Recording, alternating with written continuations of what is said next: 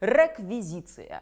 Так звычайна кажуць пра выманне нейкай маёмасці, напрыклад, зерне, скаціна, хлеб, правда? А рэквізіцыя людзей, як вам такое?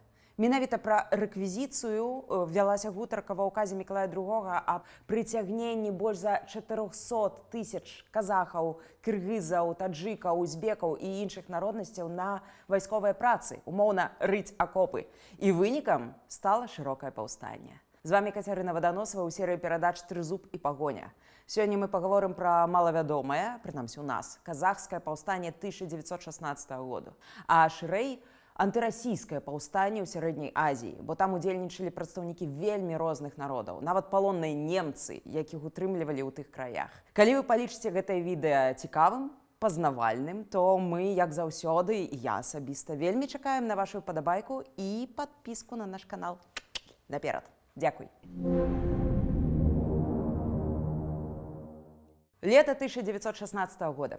Поўным ходам ідзе Першая сусветная, а расійская армія традыцыйна калапсуе. Нічога новага, як заўсёды. Мікалай II шукае рэсурсы, дзе б яшчэ чаго ўзяць, каб неяк выправіць гэтую сітуацыю. Ага, Сярэдняя Азія, а тады гэта стэпавы туркестанскі край. Там можна пажывіцца.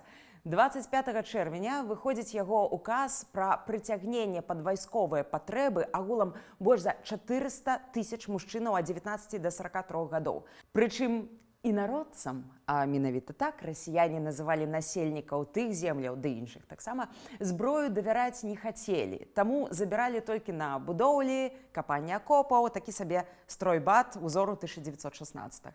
І пачалося.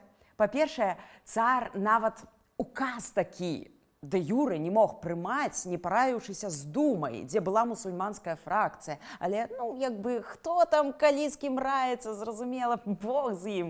І на месцах таксама пачаўся хаос, бо невядома каму колькі гадоў. Расійская бюракратыя слаба нават уяўляла сабе гэты момант, гэтую спецыфіку краю. А па-другое, была карупцыя. Дзеці заможнага бая маглі адкупіцца, а бедната не. У дакументах у тым ліку пісалі пра брадзячых людзей, то бок качэўнікаў. В прынцыпе, хіба ж гэта людзі? Праўда, якія там у іх дакументы, правы? Іх можна забіраць проста не думаючы. І ўрэшце пайшлі чуткі, што цар хоча забраць тупа ўсіх мужикоў. А гэта ўжо пытанне жыцця і смерці, выжывання. Але калі паглядзець глыбей, то царскі ўказ стаў толькі іскрай. Бо корань праблемаў быў яшчэ глыбей. Перад Першай сусветнай расійскі зямельны фонд выняў 45 мільёнаў дзесяцін казахскай зямлі, а дзесяціна гэта трохі больш за гектар. І гэта была добрая, урадлівая зямля, а казахам пакідалі няплодную. На лепшую зямлю сядалі расіяне-каланісты, казакі, праваслаўныя, а інародцы, няхай сабе перабіваюцца, божа, якая розніца казахі ці там індзейцы, напрыклад. Некаторыя раёны расіяне наогул планавалі цалкам ачысціць ад мясцовых, каб там жылі толькі каланізатары. Карацей, чаша цярпення была перапоўненая. Пратэсты пачаліся адначасна ў розных кропках. Расійскія прапагандоны дагэтуль апісваюць гэта так. Восставшие, вдохновленные экстремистскими призывами, действовали с азиатской жестокостью. І далей, маўляў, паўстанцы забівалі толькі бяззбройных мірных расіян-перасяленцаў, мы гэта ўсё чулі неаднаразова.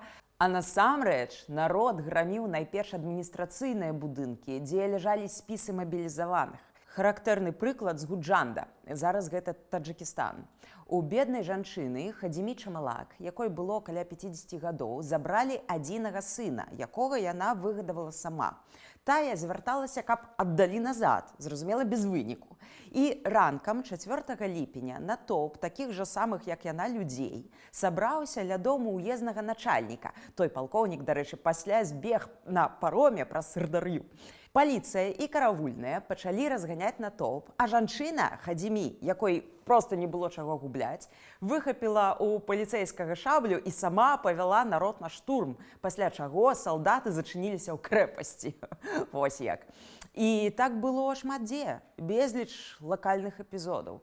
Людзі, натхнёныя ў тым ліку дэрвішамі, прапаведнікамі, пачалі газаваць вайну з нявернымі. Яны грамілі паліцэйскія ўчасткі, чыгуначныя і паштовыя станцыі, парушалі сувязь.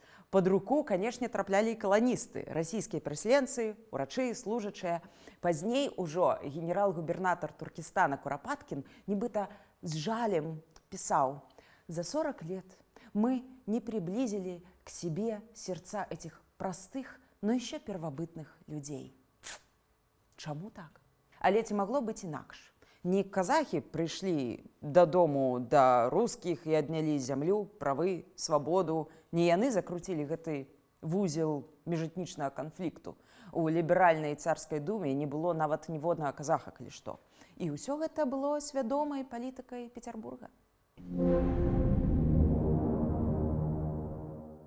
Можна падумаць, а расіяне так і падаюць гэтыя падзеі, што паўстанне было міцежом варвараў, ледзьве не малпаў са зброяй. Але вось прыклад тургайскага паўстання. Там быў свой кенеш, гэта савет палявых камандзіраў. Пры ім быў сакратарыят і судовая калегія. На сходах выбіралі ханаў і сардарбекаў, лідараў мясцовай адміністрацыі, каб быў парадак. На вызваленых тэрыторыях склалася свая падатковая сістэма замест старой расійскай.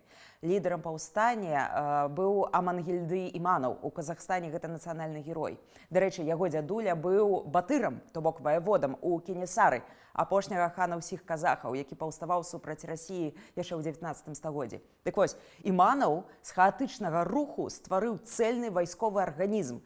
На піку у яго было 50 000 ваяроў. Іх ён падзяліў на дзесяткі, пяцідзесяткі, сотні, тысячы. Он басы дзесятнік, жуз басы сотнік і гэтак далей.